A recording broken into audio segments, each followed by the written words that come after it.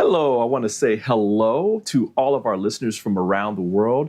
You have just come to another great edition of Soulivity Today, broadcasting live here from the nation's capital, Washington, D.C., on Soulivity TV and on KMET 1490 AM radio in Southern California. My name is Brian Westley Johnson, and I'm so glad that you're here. We have such a great show for you today. We've got a special guest. Of course, today it is our fantastic show for Motivational Monday, where we have certain guests that come along, and also we tell stories from around the world. And we're so happy to just do these kind of shows for you because they help get your week off started right. And, and because of them, we feel our mission at Soulivity, where we're teaching you about your passion, your purpose, and high quality living. But listen, before I get to all of this great show, I got to introduce to you my fantastic host for today. And I want to introduce to you two special people that I love so much, D'Angelo Thompson and Teresa Greco. Hello to both of you. Good.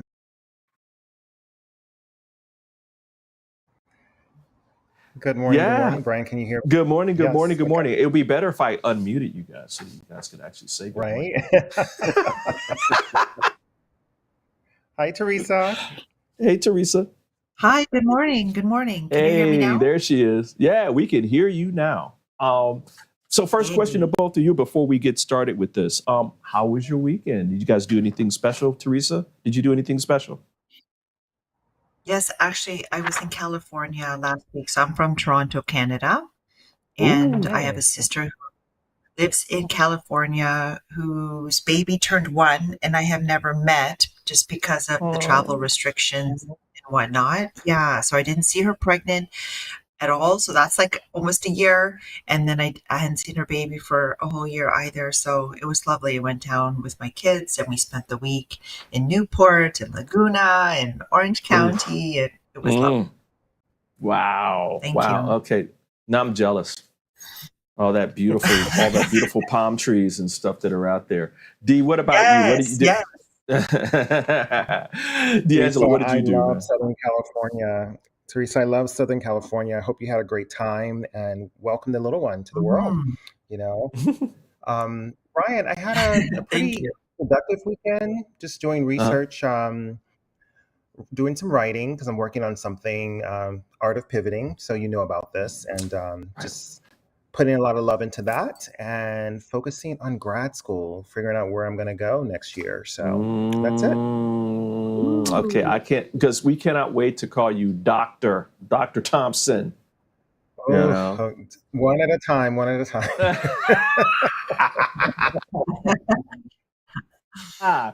Well, listen again, guys. As I said to both of you before and to our audience, we this is our Motivational Monday show, where we give you stories to help you start your week off right. But today we have a very, very special guest that I want to introduce you guys to. Born in Massachusetts, Rodney Robinson grew up with artistic influences in his life. And he always knew that he would one day show his art in galleries around the world. And in 1990, the course of his life changed after he was accepted to the esteemed Pratt Institute in Brooklyn, New York. Now, since New York City is home to some of the most amazing artists, galleries, and museums in the world, it was the perfect incubator for Rodney's passion, and the city still inspires him to this day. And where did life take him? Well, he has already fulfilled his dream of showing his art in galleries in both New York City and Portland, Maine. another city home to some amazing artists and galleries, by the way. And Rodney has sold his work both domestically and internationally. And in 2021, Rodney was commissioned by Live Nation for an art installation for their new music venue in Dallas, Texas. Across this amazing complex, his art will hang in VIP boxes, green rooms, and music studios. And so it is my pleasure to welcome Rodney Robinson to Soulivity today. Good morning, sir.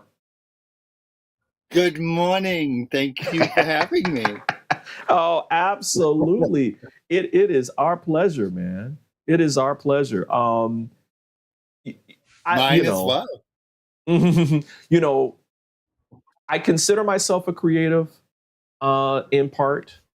And when I'm able to commune with other creatives, it just kind of stokes, kind of like when you're putting hot coals together and it gets even hotter. I really wanted to do this because of the fact that I think a lot of times people don't think that they're creative, and in actuality they are. And so to have you here and motivate people to start tapping into that this week is like so exciting for me. So again, thanks for being here. Absolutely. Thank you for having me here. We in the intro for you, we talked a little bit about this journey. You went from Boston to New York, and then you of course went to Pratt. Can you tell us, like, early on in your career, in your life, I'd say in your passion, because this was even before your career kind of started, was being a creative artist, was this always something that you knew that you wanted to do from a young age, or did it come a little bit later? It actually, I knew it. I grew up around my family that's all creative, whether it be drawing, music. So around me, even my grandmother would doodle on everything that we had, like the magazine papers, everything. She always doodled. So it got me to always doodle at school. As soon as I had a pencil in my hand, I would doodle here, doodle there. Wow. I knew that I was doing it, and I started getting better and better at it. And then as soon as I could see what I could put down on a piece of paper, I knew exactly that's what I wanted to do. I wanted to draw, wanted to paint. And I started, in school. I couldn't wait to get to your art class. That's where I excelled. I was like, okay, let me just get through the day with all these other little mundane classes so I can get to that art class. And I just knew, like, elementary school, middle school, high school, I just knew it, and I wanted to do it. And I always knew that it would be a very hard thing to do with, making a career out of it and money and stuff. But I was never going to give it up. I just knew that's exactly what I wanted to do. I wanted to always, and I'll never stop. Wow. Oh, I love it. I love it. I love it. D'Angelo, I'll go to you. Yes, Rodney, when we talked on Beauty and Gratitude over almost a year and a half ago, you mentioned how often you would go to museums as a kid. Do you still venture out to museums just to get inspiration? Well, it depends. I don't go as much anymore because I've actually hit them so many times. When I first came up to Maine, of course, I'm no spring chicken, so I've gone to the museums over and over. But what I like to do is, of course, if there's a new exhibit on artists and stuff, I will go. And in the city right now, they do a lot of turnover with local artists and stuff like that. And that's when, I get out and I want to see what other people are doing. I want to see what other people are creating. And then that gets me in the, okay, well, this is so incredible. And once I see stuff that's, gorgeous and what other people come up with, then it gets me going. And, then I go into this mode of, here I have to go again. Right. Right. It's good. Right. Hmm.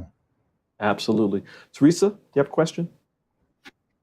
Yes. So Rodney, you mentioned that as a young boy, you knew already that you wanted to, like, that you were enjoying art and were looking forward to that class. And so I'm an educator by profession, Yeah. and art is often in elementary school, and I can't speak for high school, but taught just by regular teachers, not artists. And it's been my experience, even with my own children, that teachers tend to dampen students' creativity by in the Uh-huh. way that they teach art, in that, they're like, this is the exemplar, look at this, and they expect the class to reproduce it. And then the class has this expectation that if their art doesn't look like the exemplar that they've put up for everyone to follow, and they grade Yeah. even based on that exemplar. And I'm like, wow, like, this is not what true creativity is. It's like, get an inspiration from the No. exemplar, but then do it your way. And so, my son, as an example, did this beautiful painting, and I came home and he left it in the garage, like by the garbage bags. And I was like, what the heck? Oh, I'm like, so I bring it into the house and I'm like, Luca, like, why is your like, it was on canvas. They had brought in an artist to reproduce these cherry blossoms. That's what it was. It was a branch with these cherry blossoms Yeah. on it. And I was like, this is stunning. And he's like, oh, it looks bad. It looks bad. And I was like, what are you talking about? It's beautiful. And so I brought it into the Wow. house, and it's like in my family room because it's beautiful, but because he's like, well, mine didn't look like hers. And I'm like, no, honey, your artwork is not wow. meant to like look like the artist exactly. Like, that's not what art is. So if you could maybe just speak to that, your experience of how you were able to express your creativity, and then any advice that you might give to educators that are listening, Mm. and even just maybe younger people who had that same experience, whose creativity was squashed going through school because of this maybe kind of traditional idea of what creativity is. And then now adults Yeah. think that they're not creative, which we are powerful creators, creating in every moment our Mhm. own way. So if you could just speak to that, please, that would be amazing. Sure. Well, and that's very unfortunate because if it's, you know, I when I was younger, we actually had art teachers as our art class. It wasn't another Right. teacher that they pulled in as an educator. We actually had art teachers, back in the 70s and 80s, there was, actual art classes. They weren't just pulling in teachers. So all of my art teachers were very, very good at, of course, they would bring in something for us to, try to draw so that they could teach us the lights and the darks and what we were doing, but they always encourage us to, then do something off on our own in that class. But I never remember any of my art teachers ever making anyone, we never got graded on our art whatsoever. It Mm. was just a Hmm. class that you had to show up to, and if you didn't show up enough, you failed. Everyone Right. passed an art class if you were there and present. So we didn't have critiques. These arts, Mhm. the art teachers with the younger kids, it got a little different as I got older, but especially in elementary and middle school, it was just for us to go and create something, to just, she could put something up in the middle of the class and like, okay, everyone, we're all going to draw this today, but I want you to Hmm. draw it in the way that you see it. Wow. So it was Mhm. always very encouraging because she made everyone in the class feel good about what they were doing so that they would, start creating things that they thought felt good to them. It's Wow. Yes, beautiful. That's So beautiful. I loved my art. That's why I looked so forward to going to my art class, because it wasn't something that I went in and they were like, you had to draw this. And if you didn't draw it to look like that, then you didn't do a good job. So it was just always very encouraging. And, I don't know how they don't have that anymore. Why they want, if they're going to have an art class, they need to have an art educator to actually teach that class. Because for me, it was wonderful. Now, if I was to tell young people now what they need to do is they could, they have so much access to social media, the internet. They might have to go to that class and have to, if they really are into creating, they go to that class and they try to do their best. But there's so many resources that they can go into, and you just need to create for yourself. If somebody else is telling you, that it's not that great, and you should never try to emulate somebody else's work because it is not your work. And guys, we're going to go through break here because I want to stay on this for a second, because I think that, Rodney, what you're talking about, and Teresa, what you're talking about is something that's so important for us to recognize, right? That art, first of all, art comes from within, right? It's a practice of bringing this vision or whatever the feeling or emotion that you want to bring out and put it into a physical form, right? May it be dance, may it be fine arts, may it be a sculpture, may it be whatever. And I think that we've lost the fact that that's what it's supposed to do.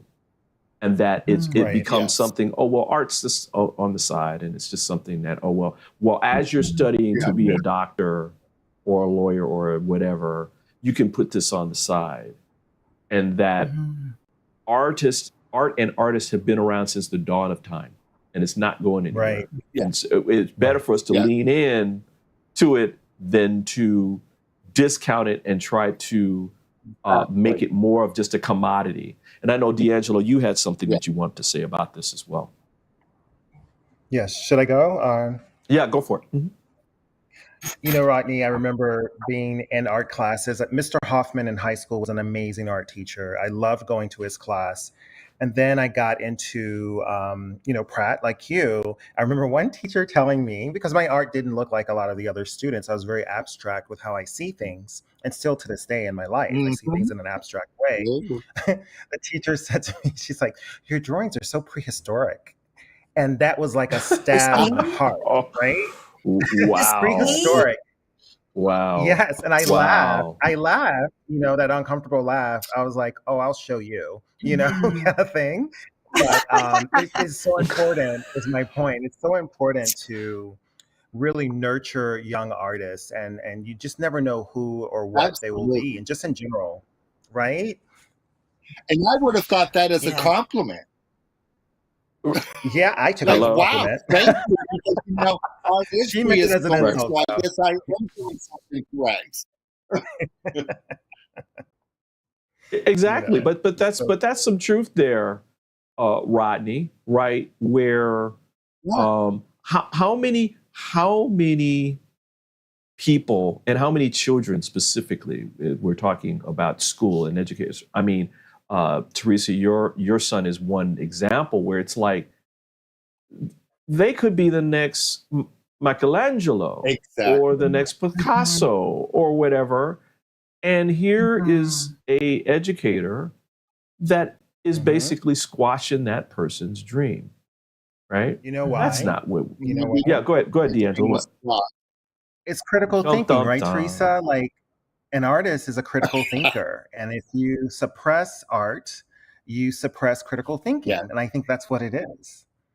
Yeah. What about you, Teresa? What do you think? I mean, yeah, go ahead. And it's pushing always like the left brain agenda too, right? It's that, we need to be, into the maths. And that's why art doesn't get funded, to the same extent, or sometimes even gets canceled in a lot of places. I know that, this is something that is like an ongoing battle to have the arts, represented in the way that it needs to, even just because of as you're speaking to thinking critically, just like overall how we approach problems, that if we're only doing it from the left brain, but the right brain is, where maybe we are tapping into some of that divine inspiration when we are, coming at problems from different perspectives, or and tapping into maybe that higher intelligence, or that divinity, Mm-hmm. that inner genius, all of that it is so Yeah. important that we're always, like, we are using, they say that we're only using 10% of the brain and Right. at any time anyway, so it's like, wow, maybe we Yeah. should be doing more of that work. But just like another awful example was where my daughter, on the other hand, they had to color in these butterflies because the teacher wanted to put the butterflies on the outside door. They had some kind of like school competition where each classroom decorated their doors. And so Isabella was always so super creative from like very young. Like, even she went to Montessori school, and in there you could be as creative as you wanted to. And so that was always, we always knew that about her. Anyway, she colored in the butterfly, and not in the way, again, of the example. And the teacher refused to put it on the door and told her Oh, that she oh needed to no. redo it. Yes, and it was beautiful. It had all these different colors in it, but it wasn't how she wanted it. And then Isabella refused. Like, she's like, forget it. Like, I am not redoing it. But she was, and Good for her. she came home. She was so super, super upset. And I thought, oh my God, like, this is just another example of how teachers squash creativity in kids by, expecting them to in a creative like situation, expecting them to recreate an example. And just as, like, Rodney is saying, that's not how we should be teaching art to kids. No, You not at know, all. And the thing, I was better in my other classes once I started to get my creative outlook. And when I was doing very well in my art classes, I started to do better in math. I started to do Wow. better in English. Were some of the classes that I wasn't doing great, but once I got that confidence Mhm. of doing my creative work, I got more into other classes because I wasn't beat down and suppressed in one class. So it actually extended out to all of my other classes that I had once I got to really get my creative juices flowing. It just had a nice snowball effect. right, right. You know what, guys, I love where we're going with this. And it's exactly where I wanted to go with it, where we're Rodney, we're taking your story and how it affected you, giving yourself over to your creativity, and how it affected you in the other parts of your life. So we're going to keep it right there, everybody. We're going to come back and we're going to pick up where we left off here, talking about art as a part to connect into ourselves so that we can have a whole life, right? And that we were Yeah, able to prosper that way. So listen, we'll be back in a couple of minutes, right back here with more of creative artist Rodney Robinson on Soulivity Today. We'll be back in about 2 minutes. Soulivity Today is brought to you by Happy Travelers Tours and Old Vine Wine Tours.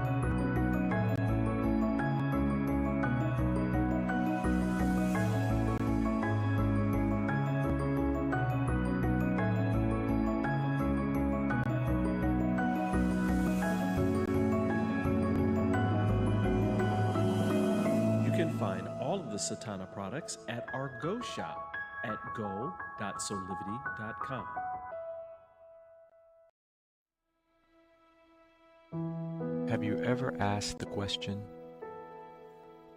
If I was to be anything, what would I be? Regardless of money, regardless of status, beyond popularity and fame.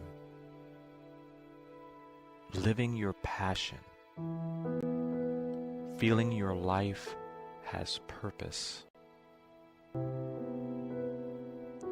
Soulivity is a space to nurture that which lives in all of us. A place where work can become play, and doing what we love creates the dreams of a lifetime.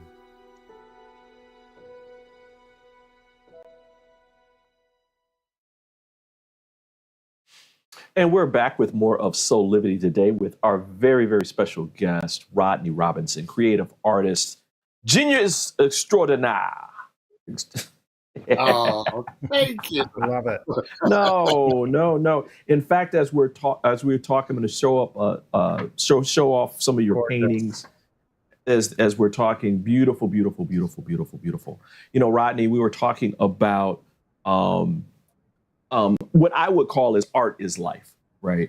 And there's so many different examples of how art has helped us as a nation and as a people, and as a on the globe, as in terms of the earth, moving forward.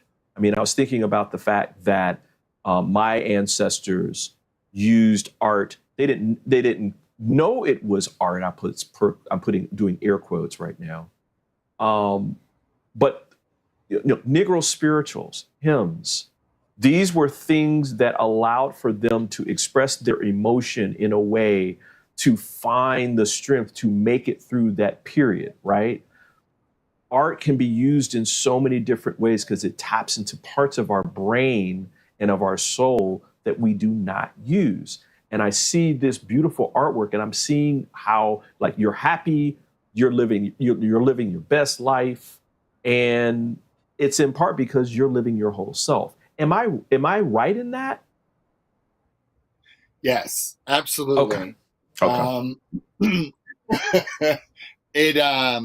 When I'm creating and when I'm painting, I am at my happiest. So I feel it's, you know, you do go out and do your day-to-day things. I do have a regular job with my sister. We have a family practice because, you know, I need money between selling things.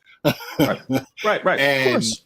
But I enjoy doing what I'm doing outside of art because I know that I can get back to my happy place when I'm in my studio, and I can create, and I don't have, and I let it release. I don't go in with a plan. I go in there so that I can calm myself down, get rid of the day, and just start painting. And you know, sometimes I have some flubs and they don't always work out, but because I'm an abstract artist, I always make them work in some way or another.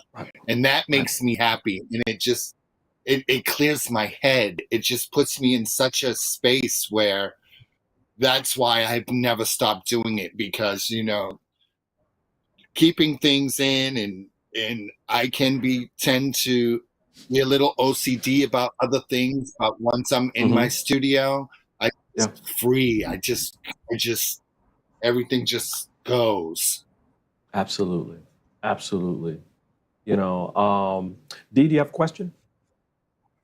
Rodney, I've seen the progression of your work from, almost 34 years, right? 33 years. So I remember one of our first art shows, and where you are now. Can you see and feel the progression in your work? Yes, I can see it. Only because my art comes from what I'm going through and my experiences. And from 30 years ago, I've been through so many different things, some very, very good, some very, very bad. So, of course, I can tell what my art has changed into, because it was a little bit more simple back in 92. I loved doing it, and it was some of my things now are a little more complicated, and they have a little bit more to say because I've had so much going on. So I get to see the progression, and because I save, a lot of artists don't save a lot of their works. I still have things from 85 that I can go back and reference what I did back then. And I still try to use some of those things that I did into some of the things I did today, but with all of those years of experience. Wow. That's Wow. amazing. Wow. 31 Teresa, did you years, ever? Yeah, 31. Yeah. Oh, yeah. Wow. Yes. Wow. 92. Wow. I can't even remember what music I was listening to in 92. Oh, well, actually, I can if I think about it. I'm just playing. Well, I was Teresa, 20, I was 23. So I was already doing all kind of crazy things. Teresa, you had a thought. Yeah, I just wanted to highlight something that Rodney said, that for me as a happiness life coach, that art is one of those things that I suggest people add to their happiness toolkit. So the happiness toolkit are Yeah. those things that people can lean on to realign themselves with the happiness that they are, and that what's in our toolkit is individual to each of us, and that it could look like painting and drawing and sculpting, and some of the ways that we see creative work, or how we define creativity. But what I wanted to highlight two things. Number one, when you said that when you're in that creative mode, you just go into it and are just in the zone, which science, calls on that flow state. And so I just, that was something that you said, and I was like, yes, that's like totally, how it is when we're connected to that happy place, exactly as you mentioned, that which I believe happiness is part of our spiritual self. So when you're completely connected to it, it just feels so good. And it's not a wonder that, when you're there, you don't want to come out of it.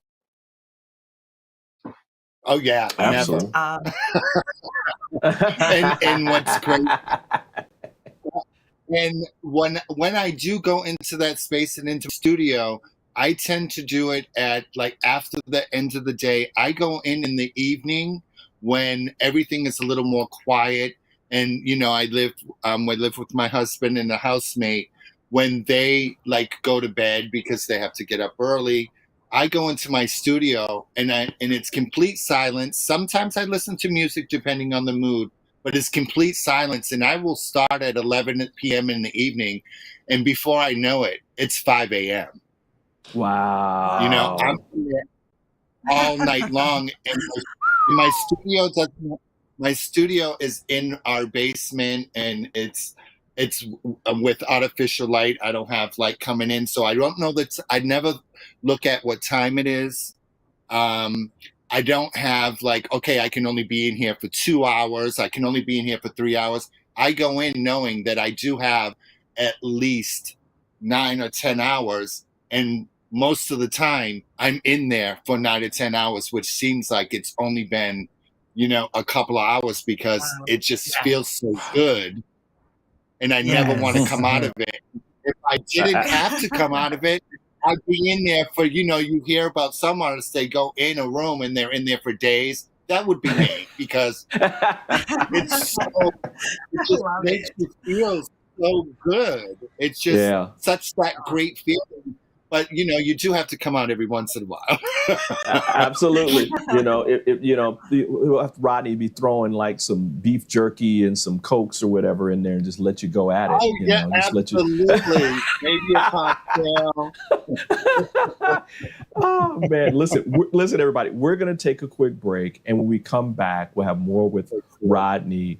Because Rodney, I want to have you kind of talk a little bit about how people can start, nourishing that part of themselves in terms of creativity. And so we'll do that, and we'll come back in about 2 minutes, everybody. Soulivity Today is brought to you by Assume control over your weight and broader health with the 80 Bites program by Physical Mind Institute. Are you ready to take that first step towards true, unwavering inner happiness? Are you like thousands of people who have everything they need, not want, but need, and still can't seem to find happiness and fulfillment in their lives? If so, the Steps to Happiness show is for you. On my show, you will learn about the principles and practices that lead to true inner happiness. Because guess what? It isn't found in our external environment, but within ourselves instead. Together with my guests, we will explore the latest physical, mental, emotional, and spiritual well-being practices. And together, we'll advise you on the actionable steps you can take towards a happier, more fulfilled, authentic life. So I invite you to join me each week on Soulivity TV on the Steps to Happiness show with me, Teresa Greco. 6 years ago, when I started Soulivity, my vision was to support everyone in improving their life through the discovery of their passion and purpose, so they could become the best version of themselves, to battle fear and ignorance, and create a better world today. Get inspired to live your passion and purpose. Visit soulivity.com now. And we're back with more of Soulivity Today with me, Brian Westley Johnson, and our co-hosts, Teresa Greco and D'Angelo Thompson. We are talking with our very special guest today, Rodney Robinson, creative artist. Rodney, we've got this is our last segment. I can't believe it's gone so quickly. I know. Really, I know. Would you actually? So I'll say this: will you come back?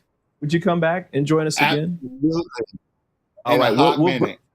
I think D'Angelo, we'll have to bring them back for like a Hot Topics Day or something like that. I think that'll Yes. Let's do that. I would absolutely love that. We can all dish. We can all dish on the week. Oh, and I can talk, honey.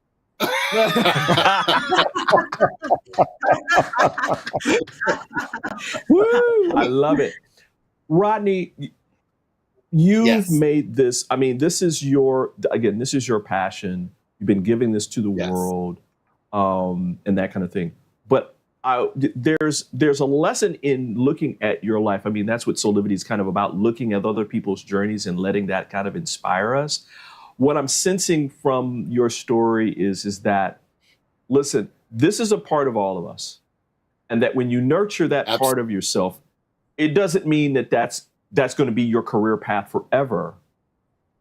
But it does help us move from surviving to living to thriving, right?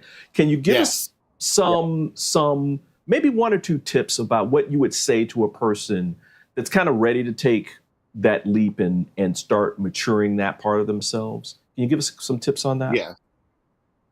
Yeah. Well, I would say one, first of all, is like we talked about earlier, if you're going to museums because you want to see some paintings and stuff, what really helped me was going through the entire museum. If you can spend a couple of days, because, painting might not be your thing, but sculpture may. There's so many different things in a museum, and something will grab you.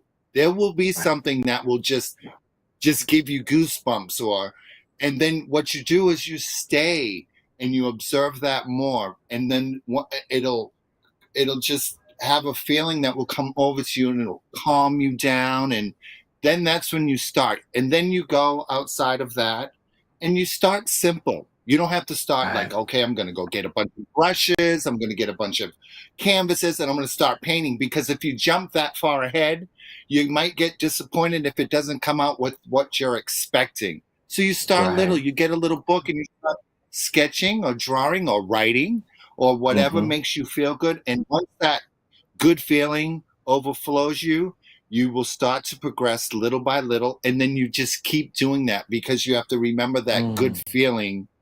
It will start and it'll be like a snowball effect. It'll get better. Wow. It'll start making you feel better. And once you Mhm. feel better, what you're putting down on paper will start to just blow you away, basically. You Mm-hmm. know, I you know, started I'm out with pencil, scribbles, and wow. because I liked doing that so much and it made me feel great, I just kept on doing more and more and more. And once you get that great feeling, you want to keep it, and you will Mhm. continue to grow and do it more often. I love it. I love it. We got a few minutes left. I'll go to D'Angelo. Any final thoughts from you for Rodney? First and foremost, Rodney, thank you. And listening to you, I can see that you're in your flow and you're fully aligned. And for that, I love you and continue to create. That's it. I love you too, and thank you, Angelo, for all of this. My oldest friend. Oh, that's so beautiful. That's so beautiful. Teresa, Your any final youngest thoughts friend. from you for Rodney? Yes, thank you also, Rodney, for joining us this morning. And one of the things that I would like to leave on is this idea of redefining what creativity is.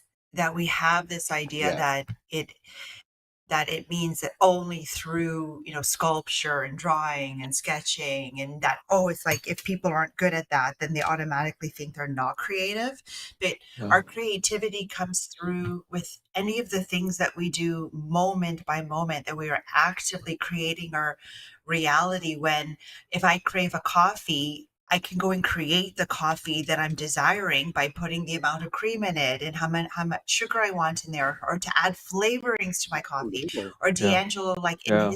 in his work, like how creative is D'Angelo in his work every Very. day? And that when I want to make a sandwich, I can go ahead and make and create an amazing sandwich with like all the toppings that I want.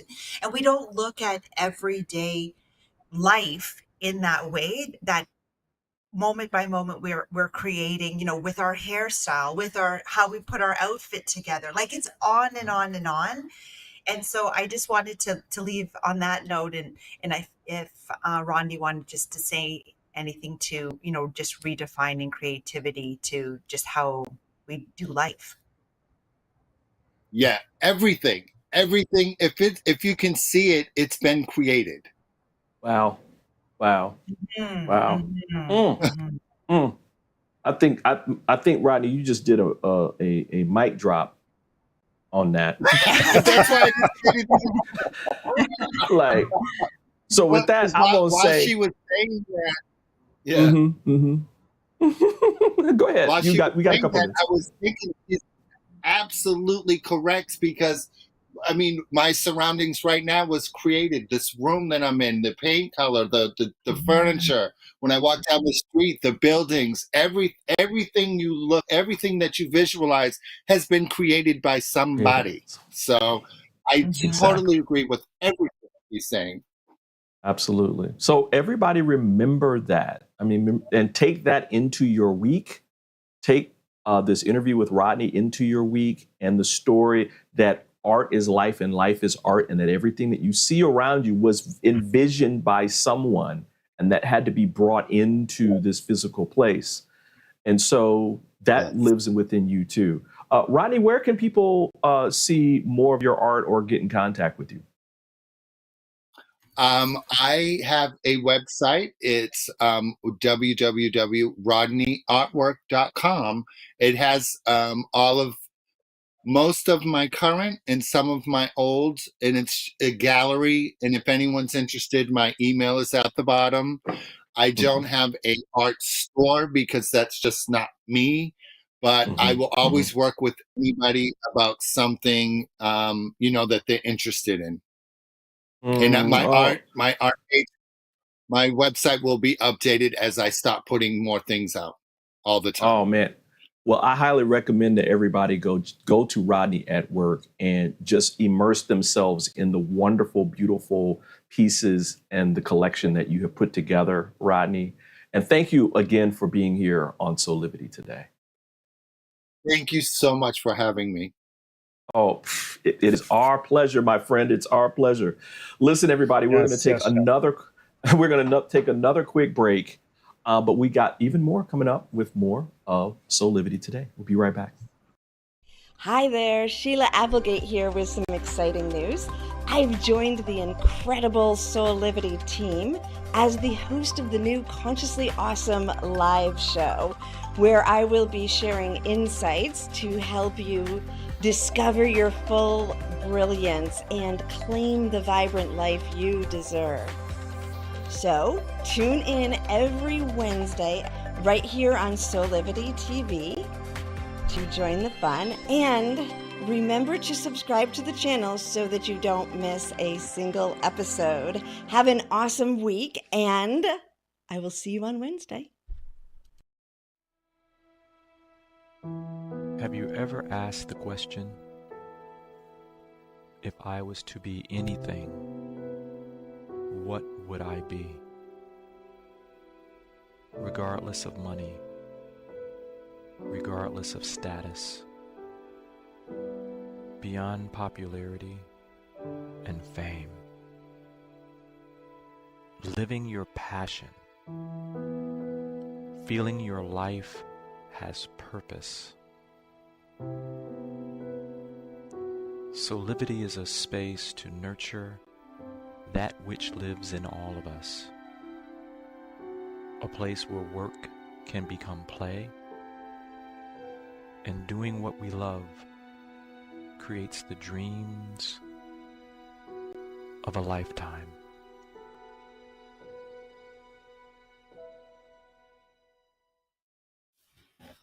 And we're back with more of Soulivity Today.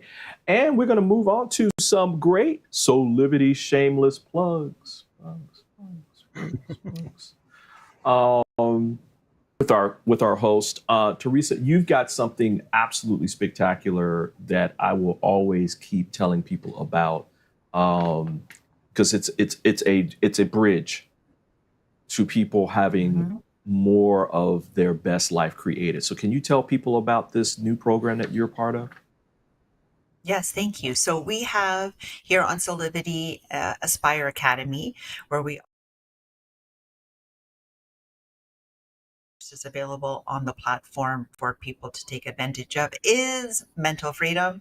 Mental Freedom is a 6-week psychoeducational program that basically gives you a tool each week that helps you to be bigger than anything that life throws at you. This coaching program, it's a group coaching program, and you can find all the details about what each week you'll be learning about, but basically that's exactly what it does. It gives you more mental freedom, more peace in your life by giving you tools that you can apply every day to different situations, to your relationships, to your work, both professionally, personally, addiction. There really isn't a single situation that Mental Freedom can't assist with. So it's all about the tools. Fantastic. Woo! And there is a very special price right now that is basically over 70% off of the retail price for this, right? So if you go to this link, you'll be able to get that price through our website. Great. And D'Angelo, you've got some great things happening as well. You talked about a little bit of it earlier. Yeah, I have coming up October 30th, the art of pivoting, and looking forward to chatting with people about pivots in their life, not only their professional lives, but their personal lives as well. And also, you don't have it here, but the Powder Group, we're doing a whole seminar around the art of pivoting in Providence, Rhode Island, Provincetown, sorry. And I'm excited about that. That's October 1st through the 6th. So it's a lot of creatives that we're all sharing our gifts, and my shop, I have a shop on Shop Mine. It's some of my favorites. I've been in the beauty industry for close to 30 years, and I have some of my favorites there. So check it out. And if you have any questions, send me an email. Woohoo! I love those shameless plugs. I love him. I love him. Thank you. Yeah, Teresa, he's got this. What is it? Okay, is it the Tata Harper? Is it Tata Harper stuff that you Love have? that This skincare, one. yes. Tata Harper skincare. Mm-hmm. I bought one of the. I bought the moisturizer. Oh, you did? Good. Right? Look at that skin. I mean, my skin's like, thank you so much. Thank you. I appreciate you, so much for using this. Mm-hmm. Yeah, All plant-based, and you know how you can put on some of this stuff and it's like, it's like artificial because it's like laying on your skin. Like, no. So everybody go check out D'Angelo's shop of his favorites, his favorite things today. To both of you, thank you for being here. My goodness. I love it when I'm hanging out with you guys. Thank you. Happy Monday. Thank you. Absolutely. Listen, we've got a fantastic show coming up tomorrow for you guys as well.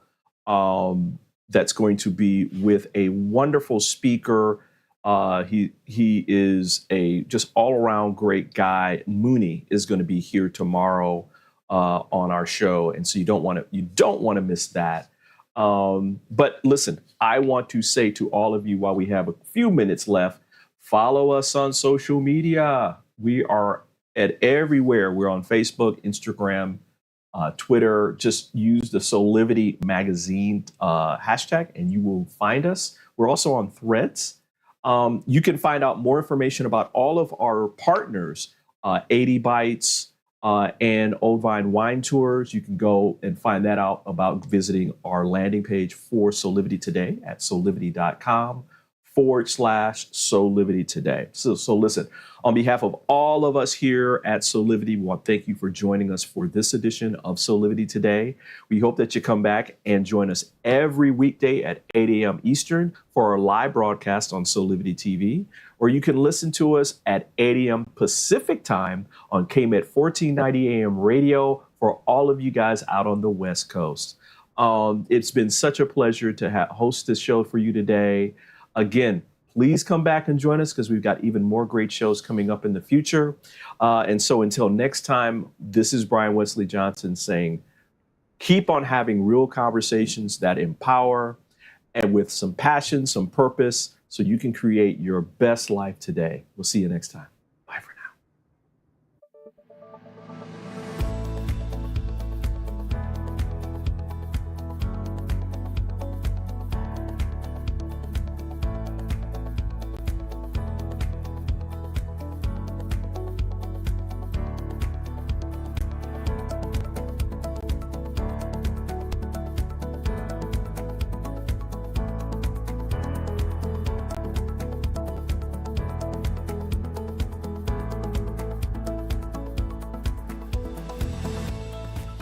This work is subject to copyright owned by Affinity Global LLC. Any reproduction or republication of all or part of this is expressly prohibited unless Affinity Global LLC has explicitly granted its prior written